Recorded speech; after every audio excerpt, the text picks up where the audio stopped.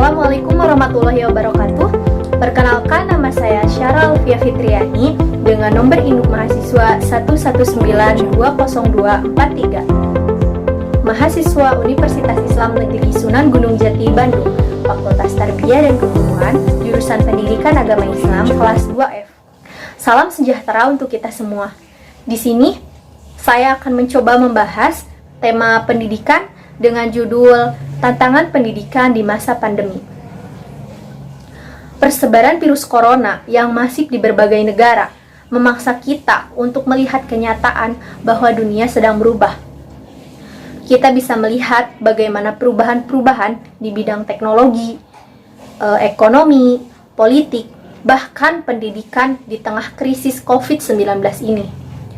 Perubahan itu mengharuskan kita untuk bersiap diri, merespon dengan baik, dan tindakan sekaligus selalu belajar hal-hal baru. Indonesia tidak sendiri menghadapi dan mencari solusi bagi peserta didik agar tetap belajar dan terpenuhi hak pendidikannya. Sampai 1 April 2020, UNESCO mencatat setidaknya 1,5 miliar anak usia sekolah yang terdampak COVID-19 di 188 negara, termasuk 60 jutaan diantaranya di negara kita ini. Semua negara terdampak telah berupaya membuat kebijakan terbaiknya dalam menjaga kelanggengan layanan pendidikan. Indonesia juga menghadapi beberapa tantangan nyata yang harus segera dicarikan solusinya. Yang pertama yaitu ketimpangan teknologi antara sekolah di kota besar dan daerah. Yang kedua yaitu keterbatasan kompetensi guru dalam pemanfaatan aplikasi pembelajaran.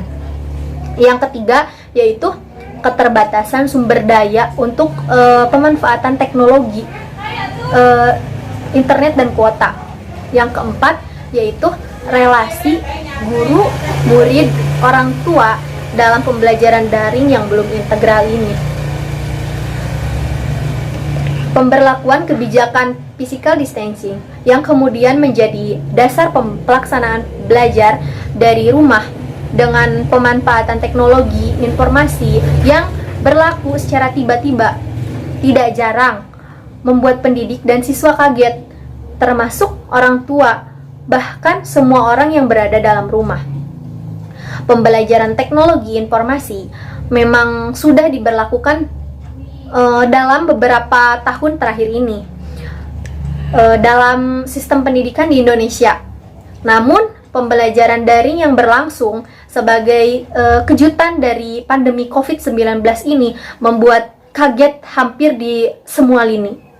Dari kabupaten, provinsi, pusat, bahkan dunia internasional. Sebagai ujung tombak di level paling rendah, suatu lembaga pendidikan, kepala sekolah dituntut untuk membuat keputusan dengan cepat dalam merespon surat edaran Menteri Pendidikan dan Kebudayaan yang mengharuskan sekolah untuk memberikan pembelajaran dari rumah. Pendidik merasa kaget mendapat tumpukan tugas yang begitu banyak selama belajar di rumah. Sementara orang tua murid merasa stres ketika mendampingi anaknya pembelajaran dan tugas-tugas di rumah. Di samping harus memikirkan keberlangsungan hidup dan pekerjaan masing-masing di tengah krisis ini. Jadi, kendala-kendala itu menjadi catatan penting dari dunia pendidikan kita yang harus mengejar pembelajaran daring yang begitu sangat cepat. Secara teknis dan sistem semuanya siap. Selama ini pembelajaran online hanya sebagai konsep, sebagai perangkat teknis, belum sebagai cara berpikir.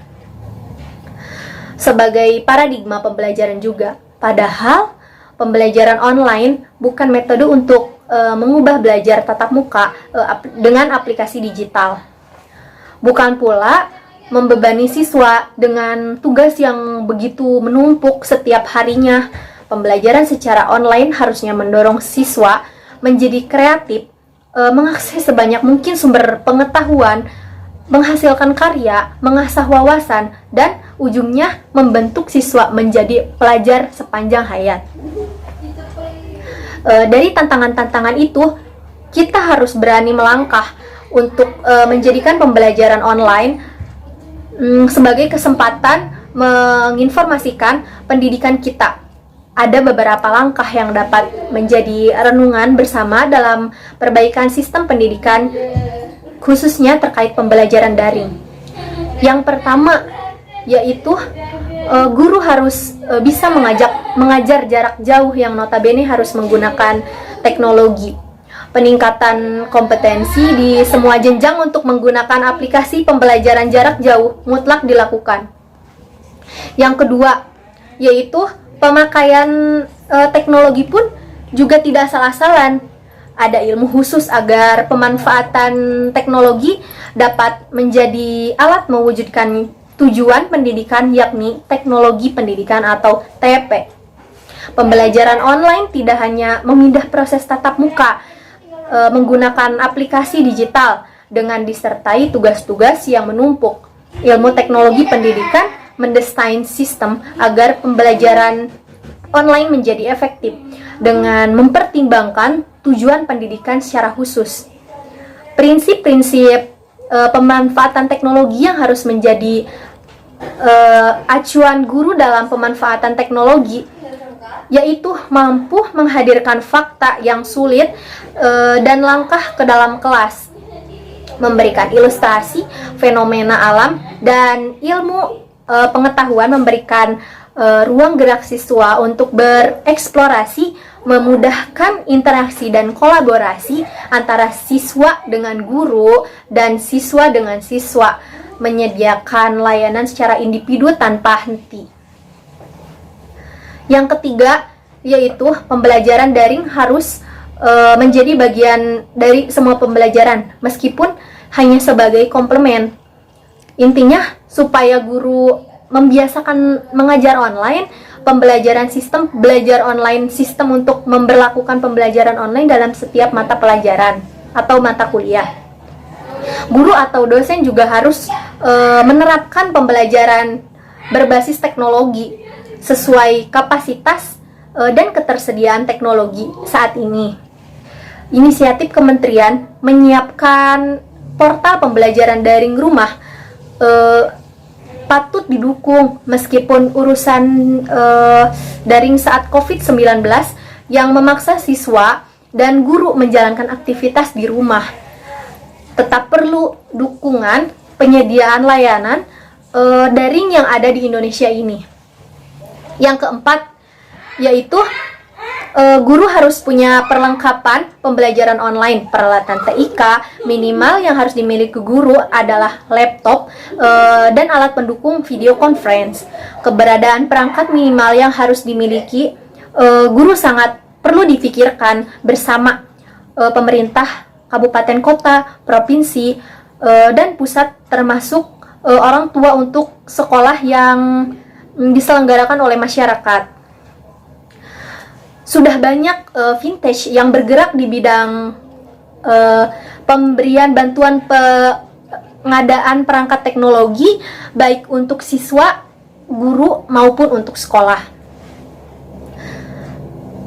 Yang kelima yaitu ketimpangan infrastruktur digital antara kota besar dan daerah harus dijembatani dengan kebijakan teknologi afirmasi untuk daerah yang kekurangan akses internet harus diperluas dan kapasitas bandwidth-nya juga harus ditingkatkan.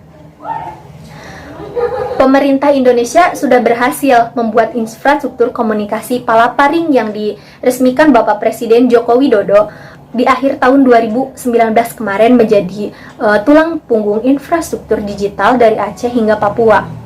Tapi jangkauan akses harus diperluas agar sebanyak mungkin sekolah, pendidikan, dan siswa merasakan manfaatnya. Sekian yang dapat saya sampaikan. Mohon maaf apabila banyak kekurangan. Kurang lebihnya mohon dimaafkan. Wallahul muwaffiq ila aqwamit thoriq. Wassalamualaikum warahmatullahi wabarakatuh.